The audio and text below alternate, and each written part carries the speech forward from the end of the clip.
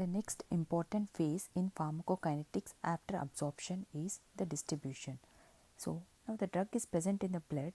How the drug is distributed to the various parts of the body's tissues, especially to the tissue where its actions are required. So how the distribution of the drug occurs in between the various body compartments. There are several body compartments, but here we will see the four major body compartments. One is the blood or else plasma. The second body compartment is extracellular fluid, and the third one is fat. Fourth one is intracellular fluid. Other small compartments or minor compartments are cerebrospinal fluid, peritoneum, synovial fluid in the joints, blood-brain barrier, or the fetus. The drug is present in the plasma, so the drug binds to the some proteins which are present in the plasma like albumin, and it becomes the bound drug. So this bound drug cannot pass through this compartment. So this step occurs until the equilibrium occurs between the free drug and the bound drug. So when an equilibrium is maintained, the free drug passes from this compartment to the extracellular fluid. In the extracellular fluid, again the free drug sequesters some proteins which are present in that compartment, and again an equilibrium attains between the free drug and bound drug.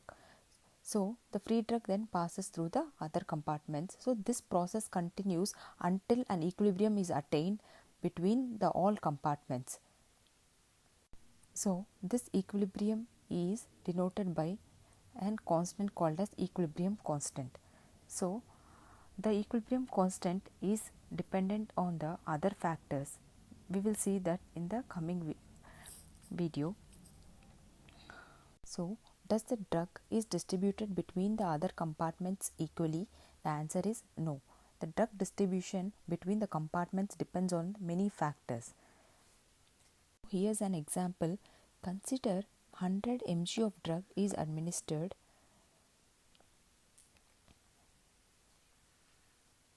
where the amount of drug absorbed is 10 mg. So from this 100 mg of drug, only 10 mg of drug is absorbed. From in this 10 mg, the amount of drug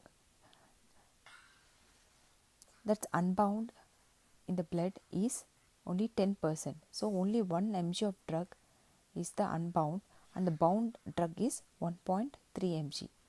So the drug which is found in the tissues is 5 mg, and the drug that reaches the target tissue is 0.2 mg, and the amount of drug that enters into the fat is 2.5 mg.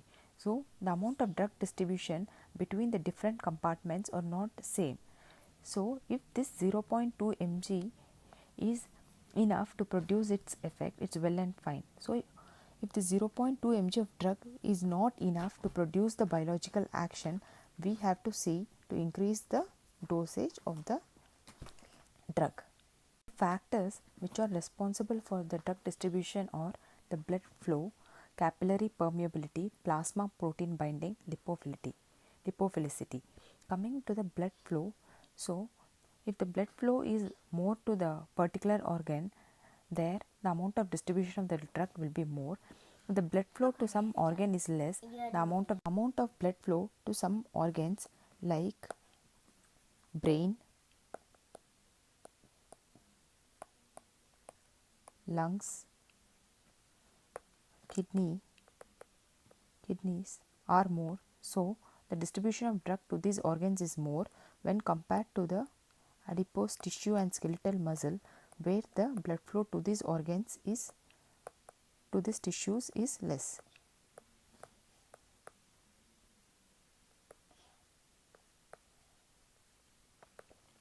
So the next factor that affects the drug distribution is capillary permeability. So capillaries are the connections of network between the arterioles and venules.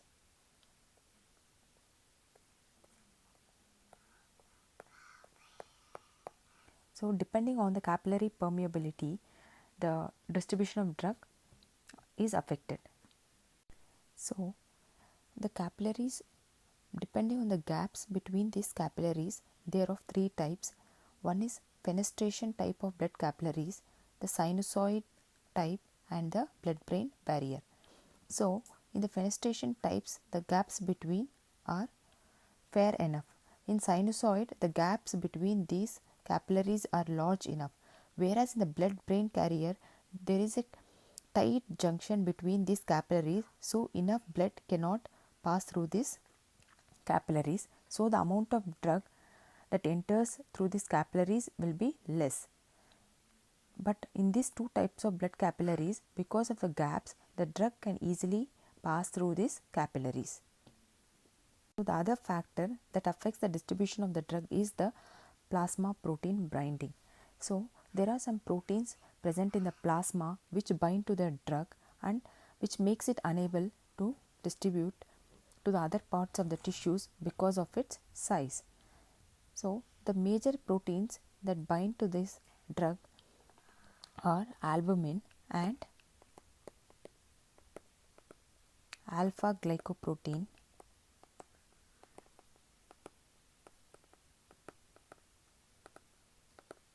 lipoprotein.